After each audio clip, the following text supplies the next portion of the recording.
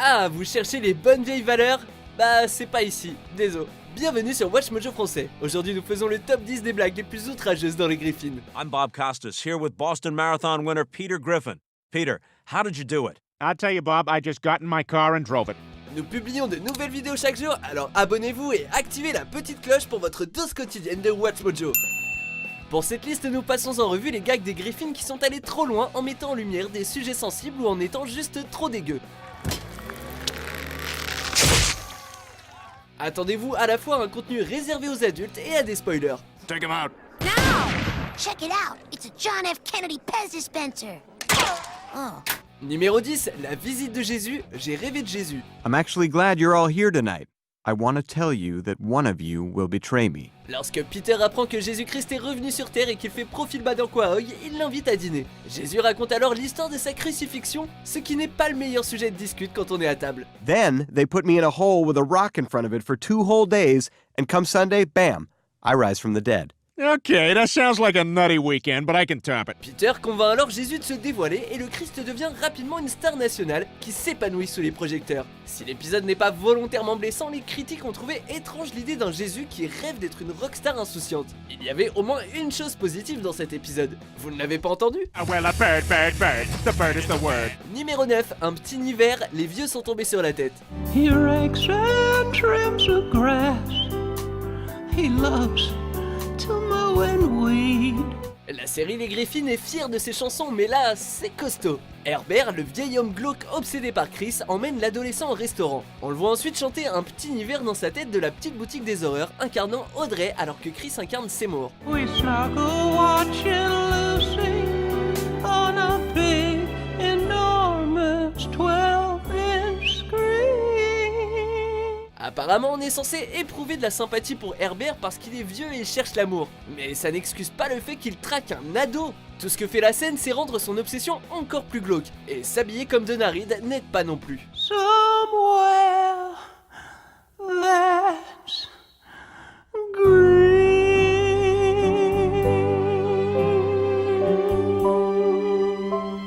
Numéro 8, le bébé du bal de promo, un manche pour deux. I'm just a prom night dumpster baby. I got no mom or dad. La scène s'ouvre sur une fille dans un bal de promo qui met quelque chose dans une poubelle. Et c'est là que ça devient dérangeant. Un bébé avec une voix à la Sinatra chante son blues d'être abandonné et rejoint d'autres enfants perdus qui se pavanent tout en se servant de leur cordon ombilical comme d'une canne. I miss my mom, but she's at the prom. so I'm a prom night dumpster baby. La chanson a un certain charme et le visuel est vraiment créatif. Ça reste super choquant qu'elle nous présente des nourrissons laissés pour morts. C'est sans doute l'une des chansons les plus étranges de la série et elle a tout de même réussi à passer la censure. I'm taking a stroll. He's taking a stroll. I'm taking a stroll. Numéro 7, le Vietnam Memorial, la source merveilleuse. And there's the Vietnam War Memorial. Lors d'un road trip, Peter et sa troupe passent devant le mémorial des anciens combattants du Vietnam à Washington. Là-bas, ils remarquent un Vietnamien qui harcèle des vétérans américains en se vantant d'avoir tué plusieurs de leurs amis et en parlant du mémorial comme d'un tableau de score. D'où c'est drôle ça! Scoreboard! Scoreboard! En plus de montrer les Vietnamiens sous un jour offensant et négatif, le gag insulte la mémoire de ceux qui ont servi leur pays durant la guerre. Et les plans de coupe des Griffins sont généralement inutiles mais divertissants, celui-ci semble se contenter de se moquer des deux côtés. Hey, I know that guy. I kill him. He cry like a bitch. Vietnam undefeated. Numéro 6, Brian nettoie la couche de Stewie. Brian et Stewie. Alright, I'll do it. What are you talking about? Après s'être retrouvé enfermé dans un coffre de banque, Stewie souille sa couche et demande à Brian de l'aider à tout nettoyer. Il négocie alors que Stewie tente de convaincre Brian de lécher sa couche, ce qu'il finit par accepter. Okay. Ah, don't do it right here. I don't want to watch. S'ensuit alors une séquence douloureusement longue durant laquelle Brian mange le vomi et les excréments de Stewie. Si on ne voit heureusement pas les matières fécales, la scène est bien trop longue et nous fout des hauts le cœur. Et sans musique ni gag, on doit subir chaque seconde de cet humour dégoûtant qui a mal tourné. So, yeah, thanks.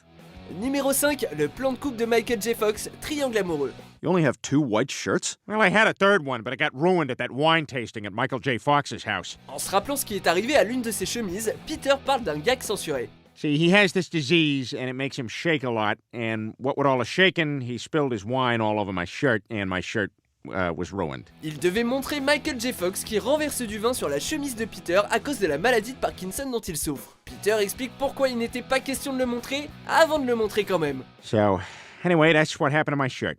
I'm glad we took the high road on this one. What's that?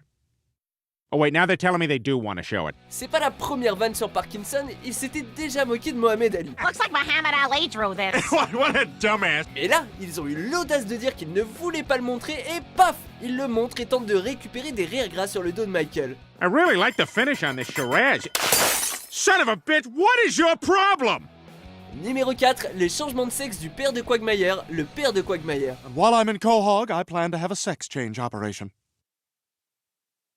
Oh, come on, just be gay. Le père de Quagmire, qui fait carrière dans la marine, débarque en ville et tous s'étonnent de son attitude efféminée. Il le pense gay mais c'est plus surprenant que ça. En fait, c'est une femme transgenre venue changer de sexe qui décide de prendre le nom d'Ida. All I've talked about for years with these people is what a war hero you were. And I was.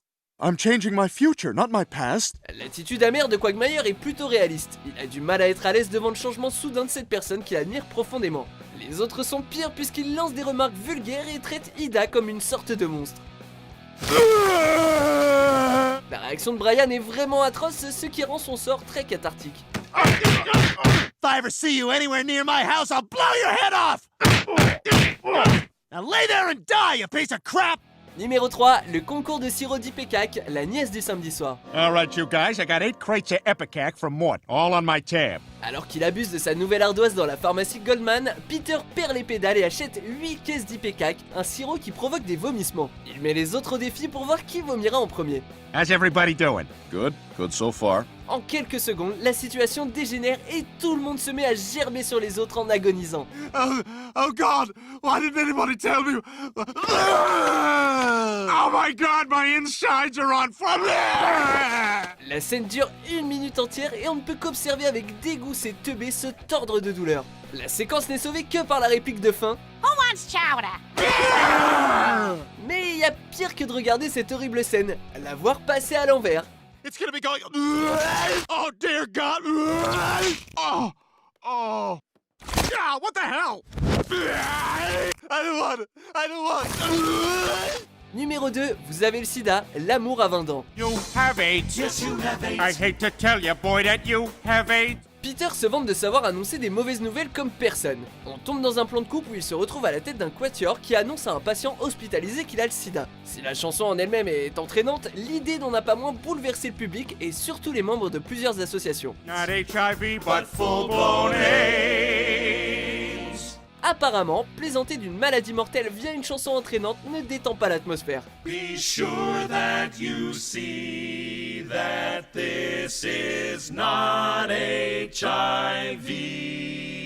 Les commentaires du DVD ont révélé que la chanson était intentionnellement mauvaise afin que la blague fonctionne et on dirait qu'ils ont récolté ce qu'ils ont semé. But it's AIDS, you've got the AIDS.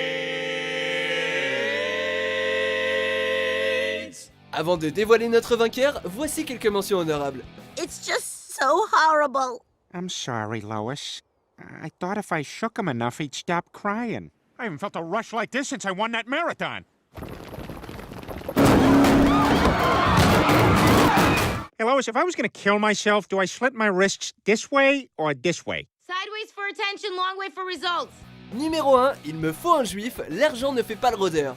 Wondrous dancing speck of light, I need a Jew. Parce que les Griffins ont des problèmes d'argent, Peter souhaite rencontrer un juif qui pourrait l'aider à gagner plus et joue évidemment avec de vieux clichés.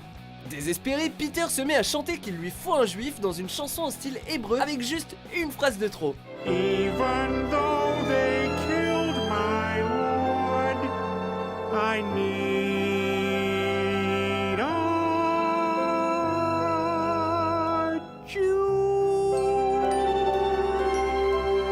D'ailleurs, l'épisode a été qualifié d'antisémite par la Fox et c'est Adult Swim qui l'a diffusé après l'annulation de la série. Now my troubles are all through. I have a Jew. Hey, reste de l'épisode est plutôt calme selon les standards des Griffins, mais cette petite pique a ouvert la porte à encore plus de critiques envers la religion dans les épisodes suivants. Shalom, Jews! Vous êtes d'accord avec notre sélection?